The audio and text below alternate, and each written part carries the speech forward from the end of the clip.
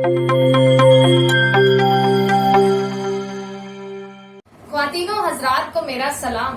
आज के इस खास दिन की दास्तान गोई हमारे बापू के नाम। अरे आपने पहचाना नहीं मुझे? मैं हूँ प्रिय बापू का गोल गोल चश्मा। नजरों से होती थी गुफ्तगू पहले, आज दिखाऊंगा अपनी जुबान का करिश्मा।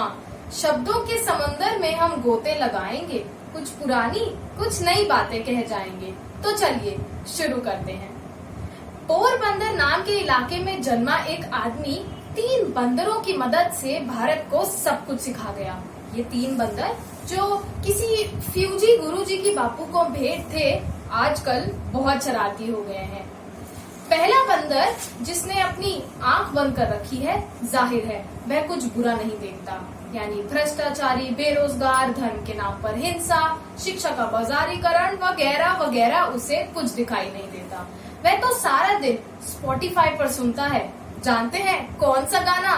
बापू सेहत के लिए तू तो हानिकारक है, बापू सेहत के लिए। दूसरा बंदर जिसने अपने कान बंद कर रखे हैं, किसी भी बुरी बात या आवाज को नहीं सुनता। आंदोलन चला रहे छात्र, धरने पर बैठे किसान, भूख से रो रहे कुत्ते आदि आदि उसे कुछ सुनाई नहीं देता।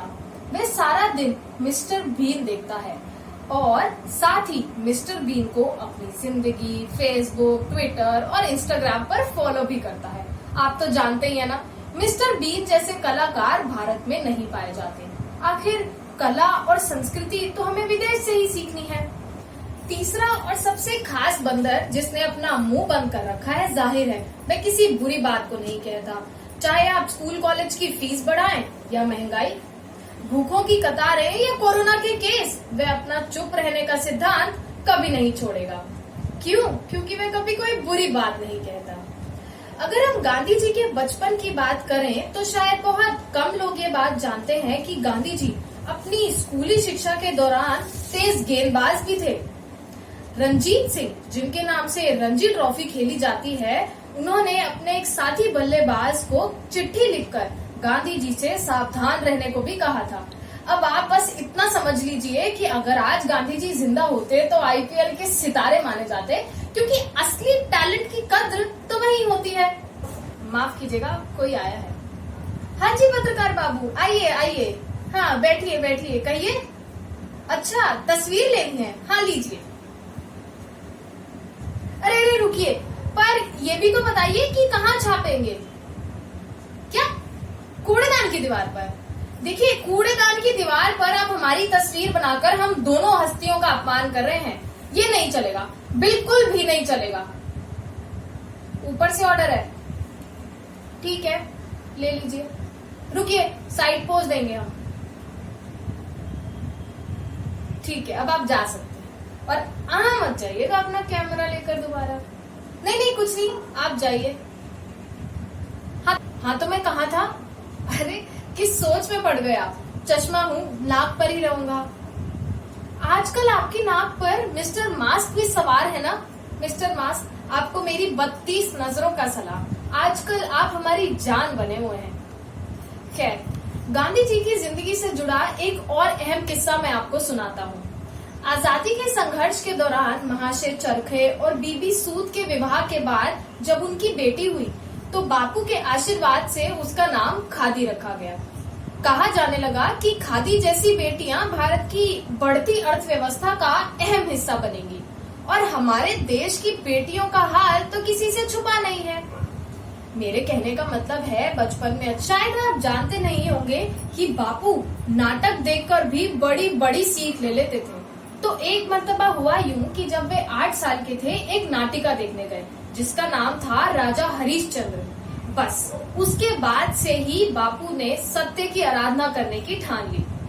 ठीक उसी तरह जैसे आजकल हम लोग मंच पर भाषण दे रहे नेताओं, टीवी, रेडियो और चलचित्र में होने वाले नाटकों से सीख लेते हैं। कभी कभी मुझे लगता है बापू अगर आज यहाँ होते तो कितना खुश होते। बापू यह भी चाहते थे कि गंदगी करने वाले और उसे साफ करने वाले में कोई अंतर ना हो। मुझे तो बापू की यह इच्छा भी पूरी होती नजर आती है। बस थोड़ी सी क्रोनोलॉजी बदल गई है और चरित्र से ज्यादा चित्र को तवज्जो दी जाती है। कुछ लोग गंदगी फैलाकर उसे साफ करने की तस्वीर खिंचवाते हैं, तो कुछ लोग मेरी और बापू की तस्वीर जगह जगह लगा देने से ही भारत को स्वच्छ बना रहे हैं। गांधी जी जब दांडी यात्रा के लिए अपने सहयोगियों को एकत्रित कर रहे थे तो उन्होंने कहा था, जितने जा रहे हो उतने वापस नहीं आओगे। ये दाईं और बाईं ओर की असमानता काफी वैज्ञानिक नजर आती है। ऋणात्मक संख्याओं की तरफ बढ़ती अर्थव्यवस्था और लोगों का एक दूसरे के प्रति नकारात्मक व्यवहार इस खास गणितीय फॉर्मूला के प्रेरक माने जा सकते हैं। मैं तो कहता हूँ महात्मा गांधी को समाज सेवक और राष्ट्रपिता के साथ साथ दूरदर्शी और ज्योतिषी का पद भी मिलना चाहिए। ना जाने इतने साल पहले ही वे कैसे जानते थे कि जितने लोग पढ़ने या काम के सिलसिले में विदेश जाएंगे वापस भारत नहीं आएंगे। जितने बच्चे प्राथमिक शिक्षा लेंगे सब कॉलेज तक नहीं पहुंच पाएंगे और जितनी लड़कियां माँ की कोख में आएंगी माँ की गोद में नहीं आ पाएंगी। बापू का चश्मा होने के नाते मुझे उनकी नजर और नाक दोनों की ही बहुत फिक्र रहती है। इसीलिए मैं आप सबसे एक गुजारिश करना चाहता हूँ, साल में एक बार खादी पहन लेने से या गांधी जी पर निबंध याद कर लेने से आप उस विचारधारा का हिस्सा नहीं बन सकते।